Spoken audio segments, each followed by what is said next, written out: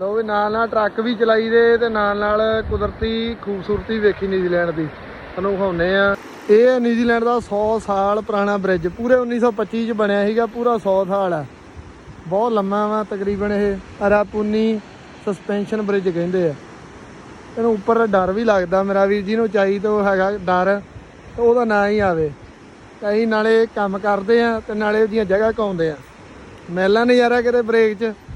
ਆ ਵੀਰ ਸਾਡਾ ਨਾਲ ਅੱਜ ਆਇਆ ਲੋਹਗੜੀਆ। ਇਹ ਵਿੱਚ ਕਿਆ ਬਾਤ ਹੈ। ਆਵੇ ਕਿੱਦਾਂ ਦੀ ਲੱਗੀ ਜਗ੍ਹਾ ਤੁਹਾਨੂੰ? ਬਹੁਤ ਨਜ਼ਾਰੇਦਾਰ ਫੁੱਲ। ਗੱਲਬਾਤ ਹੈ ਕਿ ਨਹੀਂ? ਇਹ ਹੈਗਾ ਰਾਪੂਨੀ ਡੈਮ, ਇੱਥੇ ਬਿਜਲੀ ਬਣਾਉਂਦੇ ਆ। ਤੇ ਆਹ ਹੈਗਾ ਰਾਪੂਨੀ ਸਸਪੈਂਸ਼ਨ ਬ੍ਰਿਜ ਤੇ ਆਹ ਥੱਲੇ ਵੀ ਜਾਂਦੇ ਆ। ਇੱਧਰ ਸਾਰਾ ਉਹਨਾਂ ਦਾ ਤਾਮਾ ਜਾਮਾ ਰੱਖਿਆ ਵਾ। ਪਰ ਡਰ ਵਾਲਾ ਮਾਹੌਲ ਆ ਇੱਥੇ ਮੇਰਾ ਵੀਰ। ਜਦੋਂ ਚੱਲਦੇ ਆ ਉੱਪਰ ਤੇ ਜਿਹਨੂੰ ਚਾਈ ਤੋਂ ਡਰ ਲੱਗਦਾ ਉਹ ਤਾਂ ਨਾ ਹੀ ਆਵੇ। ਬੜਾ ਡਰ ਵਾਲਾ ਕੰਮ ਆਵੇ।